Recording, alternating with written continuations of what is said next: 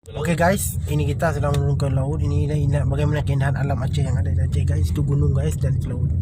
Sebelah kiri kita, sebelah kanan, sebelah kiri kita adalah gunung dan sebelah kanan kita adalah pohon anggur Aceh guys. Ini anggur Aceh guys, gratis boleh diambil di Jomblang ya. Ya, bahasa Acehnya buah jomblang. Buah jomblang. Nah, tapi ini dia hati-hati guys. Hati-hati guys. Oh, mak ini pasangan gila semua nih. Inilah yang bikin rusak negara. Doain supaya mereka berhidayah guys.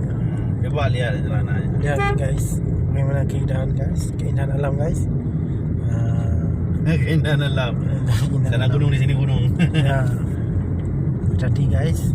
Jadi guys, hati-hati di sini guys. Lihat bagaimana guys. Ini jalan koridor guys, bukan jalan-jalan apapun, bukan jalan main-main guys. Benar-benar jalan ini guys. Nah, bagaimana guys, silakan lihat sendiri. Ini sebelah kiri kita ada nih pohon anggur Aceh guys. Nah, nih abang ni dia mengutip dia guys, memilih guys. Banyak guys.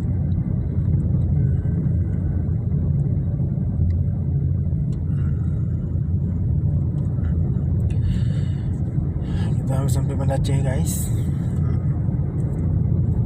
Baru setengah satu guys.